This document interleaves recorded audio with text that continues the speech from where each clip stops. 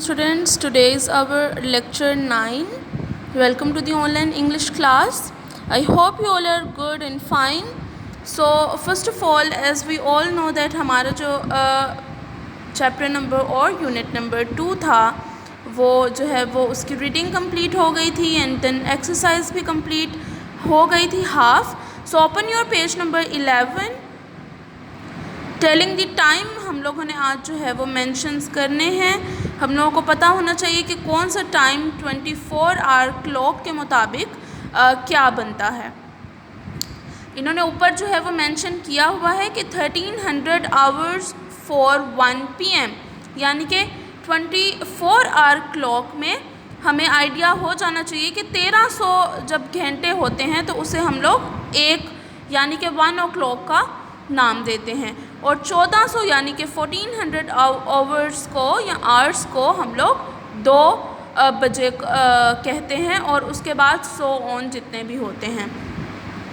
सो उसके मुताबिक हम लोग ये नीचे जो है वो मेंशन कर लेंगे. Right the time using a 24 hour clock.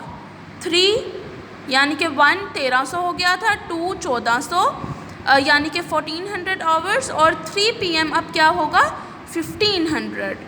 Okay. अब ये 6 AM, अब जो AM वाले टाइम होते हैं ना वो उसी तरह ही आते हैं. ठीक है, जैसे कि इधर 6 AM लिखा है तो यानी कि ये 6 ही है, 6 आवर्स ही हैं. फॉर ये 3 जैसे मैंने आपको बताया कि ये क्या हो गया 1500 आवर्स, तो फॉर 1600 आवर्स 24 आवर क्लॉक के मुताबिक इतना होता है. यानी कि पूरे वर्ल्ड का जब हम लोग टाइम देखते हैं ना तो हम लोग इससे ज़रा हमें इजीली जो है वो आइडिया हो जाता है. अब डी जो है 7:30 PM. हम लोग कहते हैं ना कि 7:30 हो गए हैं तो ये 7:30 का टाइम क्या होता है. अब 4 में जैसे कि देखें 1600 हम लोगों ने लिखा यानी कि 1600. फिर अब जो 5 PM होता तो हम लिखते 1700. 8 PM होता तो हम लिखते 6 अगर 6 PM होता तो हम लोग लिखते 1800. तो अब इधर 7:30 है यानी कि 1930. सो 1930 आवर्स यहाँ पे हो गए.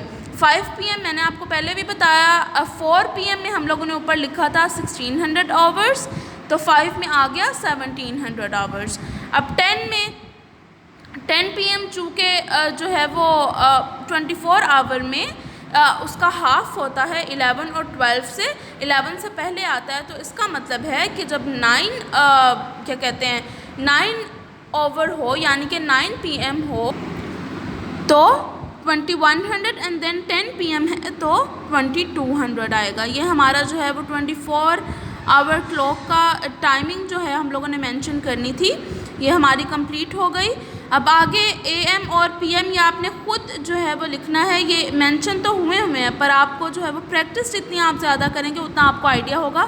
1200 आवर्स यानी कि 12 PM.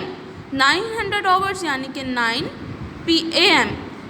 अब 9 है ना तो 9 यानी कि AM में जब टाइम होगा जैसा कि मैंने आपको ऊपर बताया 6 आवर्स में कि 6 AM था तो एज इट इज़ हम लोगों ने 6 मेंशन कर दिया. अब 9 आवर्स में 9 AM लगाएंगे क्योंकि ये मॉर्निंग टाइम है. यहाँ पे 10:30 PM और 1645 यानी कि 45 मिनट्स हैं और 1600 में आप लोगों ने देख लेना है कि 1600 किस में आएंगे 4 PM में. तो हम लोगों का यहाँ पे आ जाएगा 4 आवर एंड 45 PM. सो ये हमारा जो है वो कंप्लीट हो गया. Telling the time. Open your pages, page number 12. अब हम लोगों ने इधर जो है वो यूजेज ऑफ स्टिल और येट का हम लोगों को पता होना चाहिए कि स्टिल कब लगता है और येट कब लगता है और ये दोनों क्या चीज़ें हैं. Read the following sentences. इसमें पहला जो सेंटेंस उन्होंने दिया है they still have not arrived. Still यानी कि अभी तक जो चीज़ ना हुई हो. फॉर एग्ज़ाम्पल अहमद अभी तक घर नहीं पहुंचा है तो अभी तक वो घर नहीं पहुंचा यानी कि वो घर जा रहा है, उसका सफ़र जो है वो जारी है तो इसलिए हम लोग स्टिल का यूज़ करेंगे. इज इक्वल अब इस इक्वल में क्या दिया है, दे डू नॉट अराइव्ड, ये they have not arrived at, वो अभी तक नहीं पहुंचा, यानी कि वर्ब से पहले आया है, अराइव्ड वर्ब थी, ठीक है। वर्ब क्या होती है, आप लोगों को मैंने बहुत दफ़ा बताया हुआ है कि वर्ब की 3 फॉर्म्स होती हैं। इसमें अराइव जो है वो वर्ब है, क्योंकि ये एक्शन है सेंटेंस का, तो इस वजह से ये वर्ब है। तो वर्ब के बाद जो चीज़ आए, वर्ब से पहले बिफोर वर्ब जो चीज़ आए उसे हम लोग येट कहते हैं, ठीक है, यानी कि येट लगाते हैं। अच्छा, अब येट री राइट द फॉलोइंग। अब हम लोगों ने स्टिल यहाँ पे लगे हुए हैं, हम लोगों ने देखना है कि आया इधर येट आएगा और नॉट। ए में देखते हैं, the man has still not finished the work, ठीक है। तो इसमें क्या है कि उसने अभी तक अपना काम कंप्लीट नहीं किया है, नॉट आ गया तो मतलब कि यहाँ पे येट यूज़ होगा। Faiza has still not told her parents, तो यहाँ पे भी येट आएगा कि फ़ाइज़ा ने अभी तक अपने यानी कि पेरेंट्स को, वालिदैन को नहीं बताया। सी है, Munir has still not left the hospital, यहाँ पे भी येट आएगा।